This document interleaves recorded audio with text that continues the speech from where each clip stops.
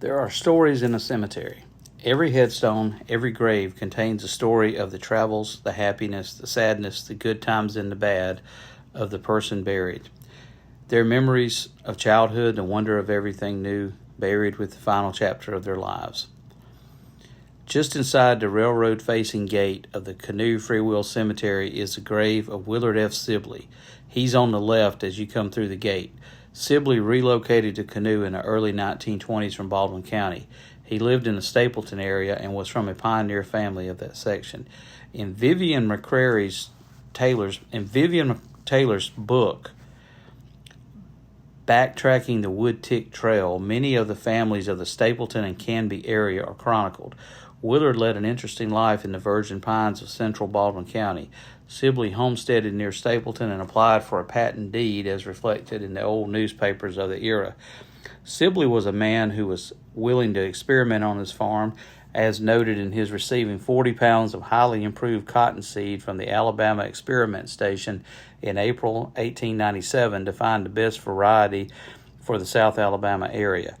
Among the stories that add color to his life is that he was appointed by Alabama's governor to be an ex officio justice of the peace and a notary, according to the Baldwin Times of April 25, 1907.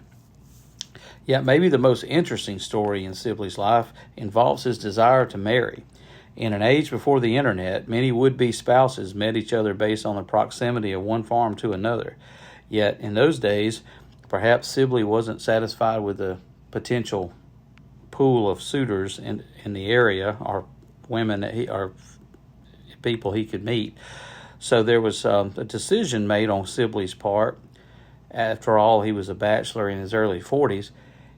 He ran a newspaper ad in the Baldwin County newspaper seeking a wife. And he received a reply from Miss Martha Findley of Canoe Station, Alabama. As he opened the letter from Miss Findley, Sibley's curiosity for the hamlet of Canoe had certainly been ignited, and the forward-thinking Sibley now had to consider the logistics.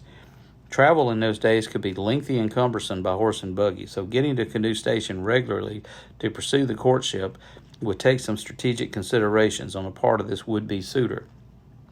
Sibley's brother was a railroad engineer on the Mobile to Montgomery route.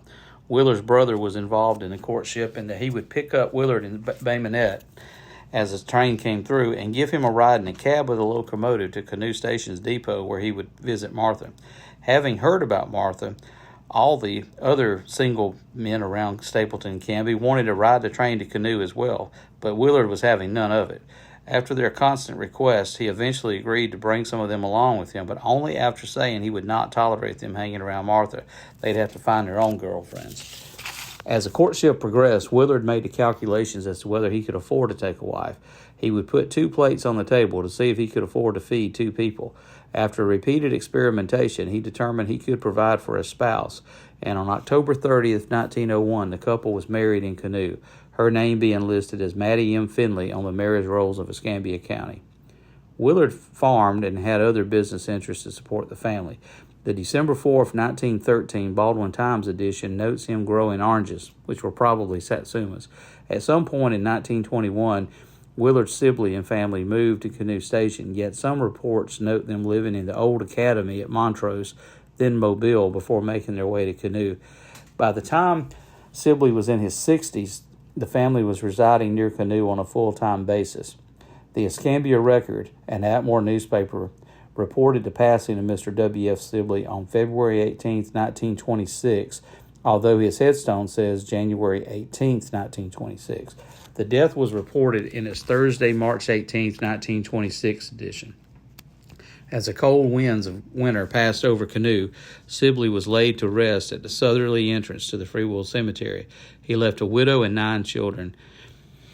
His daughters were listed as Miss George Edhart and Miss Mary Sibley of Mobile, 5 sons and 2 daughters of Canoe, and 1 brother listed Mr. C.L. Sibley of Mobile. R.S. Sibley was also Sibley's brother and was a railroad engineer mentioned earlier in this story, but he wasn't mentioned in the Escambia Record obituary in that he had predeceased Willard in 1918. The newspaper listed Sibley as a member of the Baptist Church and a devout Christian.